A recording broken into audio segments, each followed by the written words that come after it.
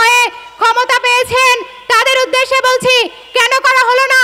আজ পর্যন্ত 1 বছর পেরিয়ে গেল, আমরা আরেকটি রক্তিম জুলাইয়ে যেখানে উল্লাস করার কথা, যেখানে আনন্দ করার কথা, যেখানে বিজয় ঘোষণা করার কথা, সেখানে আমরা দাঁড়িয়ে ভরাক্রান্ত কণ্ঠে বলতে হচ্ছে যে আজ পর্যন্ত আমার ভাইদের কবর শনাক্ত করা হয়নি। আমরা যারা আহত ছিলাম তাদের পরিবার, আমরা আহতরা শহীদদের পরিবার দাঁড়ে দাঁড়ে ঘুরছি এই সহায়তার জন্য। কেন এখনো কেন আমাদের জন্য সঠিক সহায়তা আসলো না? আমরা যে উদ্দেশ্যে লড়াই করেছিলাম সেই উদ্দেশ্য কেন এখনো বাস্তবায়ন হলো না? কেন আপনারা ক্ষমতার দ্বার প্রান্তে দাঁড়িয়ে থেকেও আমাদের সাথে, আমাদের কাঁধে কাঁধ মিলিয়ে অন্যায়ের বিপক্ষে কথা বলছেন না? কেন আপনারা নিশ্চুপ? কেন আপনারা চুপ করে আছেন? এখনো কেন? আরো কি সময় লাগবে আপনাদের কথা বলার জন্য? এত সময়ের যদি প্রয়োজন হয় তাহলে কেন আমাদের লাশের উপর দিয়ে, আমাদের ভাইদের লাশের উপর দিয়ে দাঁড়িয়ে আপনারা ক্ষমতায় গিয়েছেন? কেন গিয়েছেন? আপনাদের কাছে আমি প্রশ্ন করতে চাই।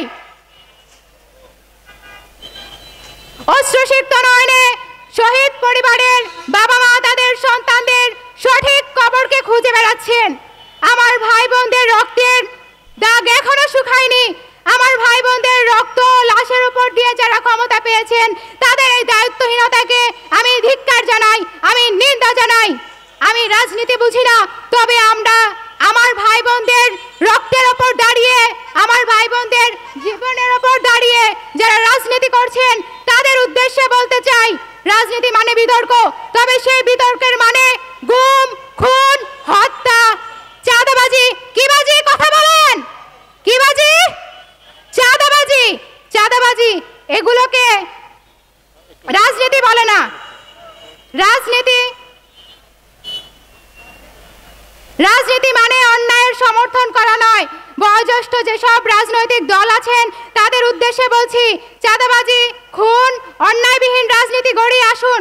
আমরা সবাই মিলে 24-এর মতো কাঁধে কাঁধ মিলিয়ে বিচার ও সংস্কারের জন্য লড়াই করি। আমার এই বাংলায় যেন আর কোনো মানুষ নিপীড়িত না হয়, নির্যাতিত না হয়।